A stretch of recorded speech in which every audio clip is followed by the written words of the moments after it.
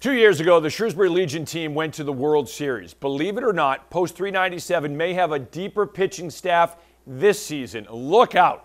Shrewsbury playing real well in the regionals so far. Playing Lawrence tonight. The Massachusetts state champion, the Don, Frank Vaccaro, leading Shrewsbury Post 397 in the winner's bracket. Top of the second, scoreless game. Chris Wright reaching out and touching one. He drills one to right field. Great diving effort. That gets by, and look at Wright on his horse. And he's booking it into third.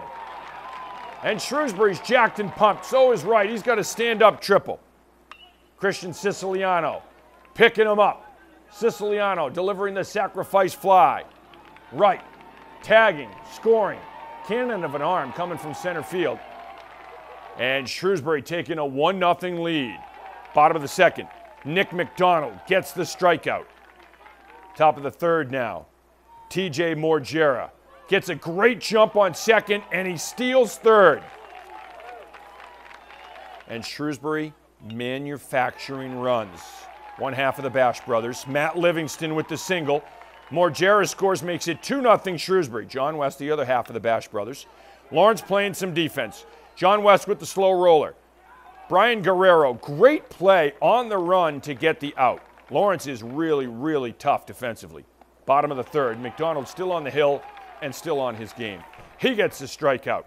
Still in the third now. Bases loaded. Oh, McDonald pulling the string. Gets the strikeout to end the inning. Shrewsbury gets the win 6-4 in 8 innings. They are still undefeated in the regionals. And how about the Bravehearts? Keeping their streak of going to the FCBL Championship alive tonight in a decisive Game 3 in Brockton. The Hearts bats getting hot early. Holy Cross standout Chris Rinaldi had 3 hits, 2 RBIs. Tyler Becker was 2 for 4 with 2 runs and a ribby.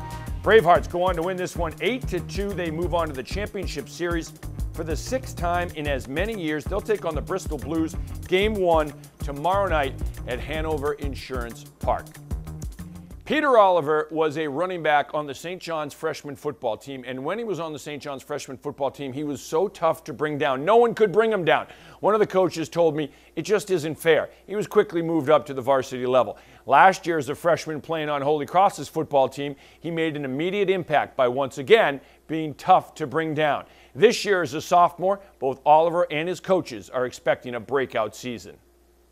Knowing what to do to take care of your body a little bit better, it's really exciting, especially because I know the team better, I know the offense better, I know my way around things a little bit better. So we have almost a full year with our coaching staff now, so we kind of know what is expected of us and what we're meant to do. We expect an extreme amount from him. You know, he I think proved himself a little bit last year. I think as the year went on, he started to gain more confidence. He started to understand the playbook. His blocking got better, and then he is tough. I mean, he's just a hard kid to bring down. He's a big guy. Oliver and the Crusaders have about 3 more weeks before opening up at Navy. No doubt Holy Cross will rely on the ground game this year to eat clock and take the pressure off whoever wins the battle for the starting QB. And that'll do it for sports. All right, Kevin, I got to get your opinion on this one. A Worcester City Councilor is proposing the idea of moving city-wide Halloween celebrations. City Councilor Matt Wally wants to permanently move Worcester's Halloween trick-or-treat activities to the last Saturday in October. Wally says changing the date would allow for an earlier start time, ease the stress for many working parents, and trick-or-treaters could avoid busy weekday traffic on roads.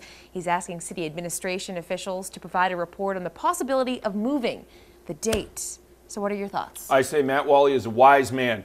I love it. I love the idea, and we've even talked about it in my neighborhood for a couple years, saying it should be on that Saturday, the last Saturday, the closest Saturday to Halloween, because it's better for the kids, it's better for the parents, it's better for the teachers the next day, because now the kids can all have fun without like, okay, now you got to get to bed. Well, how are they going to get to bed when they've just eaten 3 pounds of candy and run around the neighborhood with all their friends? And then if one of the neighbors wants to have everyone to the house afterwards, I love it. I love the idea of it, and I think it should be statewide, not just in the city of Worcester. I think it should be statewide. Do it on that Saturday, make it uniform, have everyone on the same page, and I think it would be awesome. It's better for the kids, and it is better for the parents. Not every parent can get home in time. Exactly. And it's just, you want to have fun. You and I love to dress up for Halloween anyway. Yes. The parents love to dress up. I mean, you want to enjoy it. Absolutely. And the other thing that kind of we were talking about before is that on weekdays, the traffic is ridiculous on side roads, on main streets, and kids are walking on both of those. So I think from a safety perspective, I think moving it to a Saturday would be a benefit. Yeah, huge benefit, huge benefit for the safety thing, like you said, because you have kids running literally all over the streets and people trying to race home to get to their house, to get to their kids or family to hand out candy. And then it's more relaxed. You know, the whole day, you have the build up for the whole day, getting in your costume, getting the candy ready, what you're going to do. And how many times have you been on your way home from work and said, oh no, I forgot the candy? A lot. So, a lot. We'll see. Well, that's going to do it for us here on Worcester News Tonight. For Kevin Shea, I'm Anna Botari. We'll see you back here tomorrow.